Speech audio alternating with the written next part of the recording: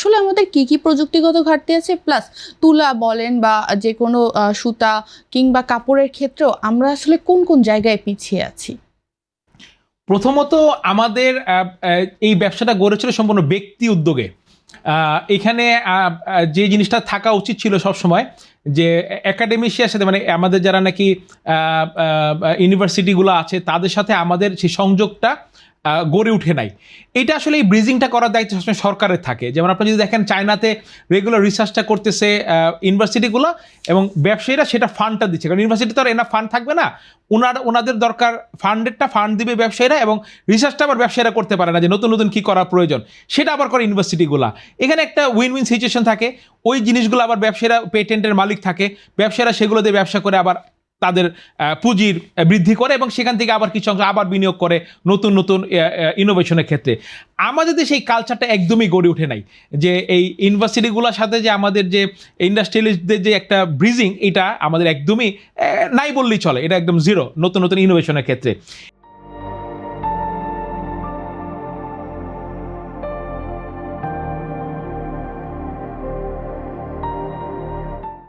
এই জায়গাটা আসলে আমাদের একটা গ্যাপ আছে। এবং আপনি যদি বলেন, যেটা রাইটলি মেনশন করেছেন, যে আর্টিফিশিয়াল ইন্টেলিজেন্স এখনো আমরা, যদিও আমরা ইউজ শুরু করেছি, বাট আমরা এখন অনেক অনেক পিছিয়ে।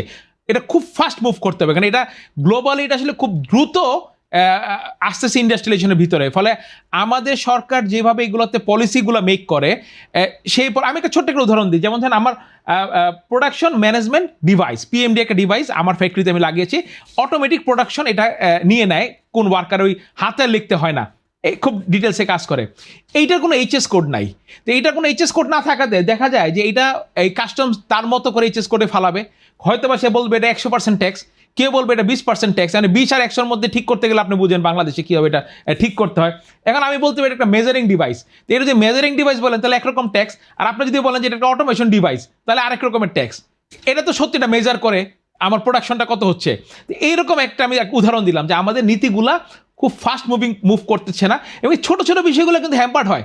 মানে বলে যে এটা খুব ছোট্ট বিষয়, বাট এই ছোট্ট বিষয়টা কিন্তু আপনি যখন নাকি নতুন কোনো কিছুকে নিতে যাবেন, আপনার একটা ফ্যাক্টরিতে এমনি আমি ইনভেস্ট করতেছি, আমি জানি না যে আর্টিফিশিয়াল ইন্টেলিজেন্সের এই মেশিনটা বা এই অটোমেশন, এই মেশিনটা আমার কতটুকু উপকার করবে, আমি রিস্ক নিয়ে ইনভেস্ট করতেছি। এর মধ্যে যদি এরকম হার্ডেলসগুলো দেয়, এগুলো আমাদের জন্য খুব বড় সমস্যা হয়ে যায়। আর আপনি যেটা বলেন ম্যানমেড ফাইবার বা কটন, কোনোটাই আমার র মেটেরিয়ালস নাই। র মেটেরিয়ালস না থাকাটা যেমন একদিকে খারাপ, আবার একদিকে ভালো। কারণ আমার যখন নিজের কোনো গাড়ি থাকবে না, তখন উবারের মতো কিন্তু আমার 100টা গাড়ি আমার গাড়ি হয়ে যায়। আমি যেটা পাবো সামনে সেটাতে আমি উঠে যেতে পারবো। তো এটা যেমন একটা ভালো দিক আছে, আবার খারাপ দিক হলো যে কোনো একটা বিপদ আপদ হলে তখন কিছুই পাওয়া যাবে না, অনেক দূর হাঁটতে হতে পারে।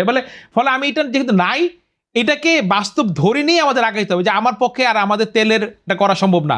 আমাদের পক্ষে এখন এই এই এত ঘনবসতিপূর্ণ একটা দেশে কোনোভাবেই আমাদের পক্ষে আর তুলা চাষ করা সম্ভব না।